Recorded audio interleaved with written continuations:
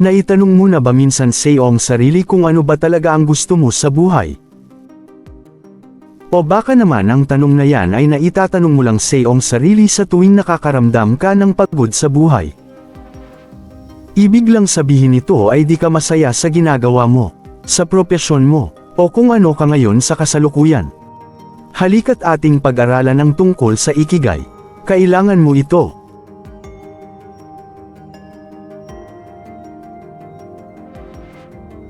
Ikigai, ang konsepto ng kahulugan at layunin sa buhay. Ang Ikigai ay isang sinaunang konsepto mula sa Japan na nagpapahiwatig ng kahulugan at layunin sa buhay. Sa simpleng salita, ito ay ang dahilan kung bakit tayo bumabangon sa umaga. Ang salitang Ikigai ay binubuo ng dalawang bahagi, Iki, na nangangahulugang buhay, at Gai, na nangangahulugang halaga o layunin. Sa makatuwid, ang Ikigai ay ang halagang nagbibigay ng kahulugan sa ating buhay. Hello and welcome back dito sa aking channel.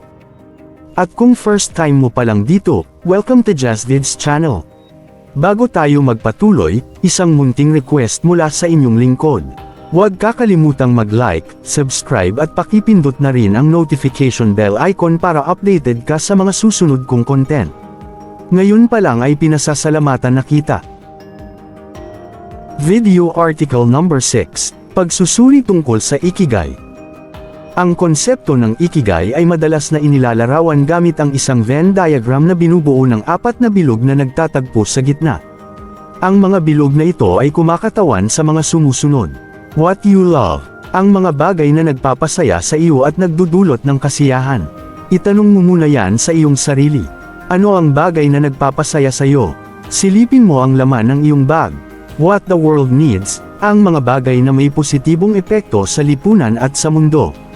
What you are good at, ang iyong mga kasanayan at talento. Muli, silipin mo ang laman ng iyong bag. What you can be paid for, ang mga bagay na maaari kang kumita ng pera o kabuhayan. Sa mga bagay na natagpuan mo sa loob ng iyong bag, sa tingin mo, mapagkakakitaan ba natin yan? Ang laman ng iyong bag, cellphone, o mga bagay na nasa loob ng iyong kwarto ay ang mga bagay na gusto mo sa iyong buhay. Mga mahal mo sa iyong buhay. Mga bagay na nagpapasaya sa iyo. Sige, subukan kong hulaan ang mga nakita mo sa iyong bag. Try lang naman. Kung papel or sketchpad yan, malamang, masaya ka sa pagguhit, pagpinta, etc. Kung camera yan, di mo naman siguro type maging photographer or vlogger. Kung mechanical tools mga yan, malamang ay di ka rin mahilig magmekaniko. Kung bola yan, malamang ay hate na hate mo ang basketball. Ngayon, alam mo na ba kung anong gusto mo sa buhay? Pakisulat naman sa comment section. Ang pagsasama-sama ng 4 na elemento, what you love, what the world needs, what you are good at, what you can be paid for. Sa gitna ng 4 na bilog na ito, matatagpuan ang Ikigai.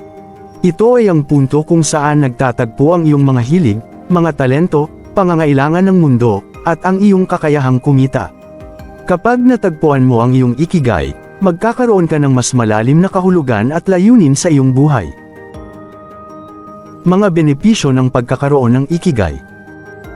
Mas mahaba at mas masayang buhay ang mga taong may malinaw na layunin at kahulugan sa buhay. Ang Ikigai ay nagdudulot ng mas mataas na antas ng kasiyahan at pagpapahalaga sa buhay. Mas malaking motibasyon ang pagkakaroon ng malinaw na layunin, nagbibigay ng dagdag na inspirasyon at lakas upang harapin ang mga hamon sa buhay. Paano matutuklasan ang iyong Ikigai?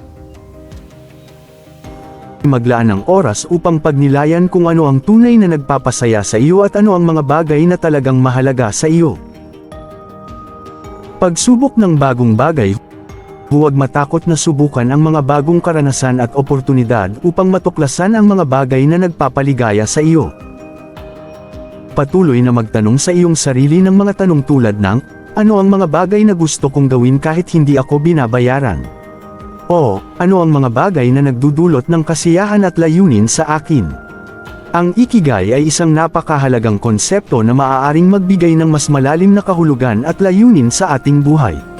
Sa pamamagitan ng pagkilala sa ating mga hilig, talento, pangangailangan ng mundo, at kakayahang kumita, maaari nating matuklasan ang ating sariling ikigai. Ang pagkakaroon ng ikigai ay nagbibigay ng inspirasyon, kasiyahan, at kaligayahan sa ating pang-araw-araw na pamumuhay. Ikaw ay nakaabot sa huling bahagi ng video na ito. Salamat kaibigan. Sana may matutunan ka sa naging topic natin today. Huwag kakalimutang mag-like, subscribe at pakipindot na rin ang notification bell icon para updated ka sa mga susunod kong content. Hanggang sa muli.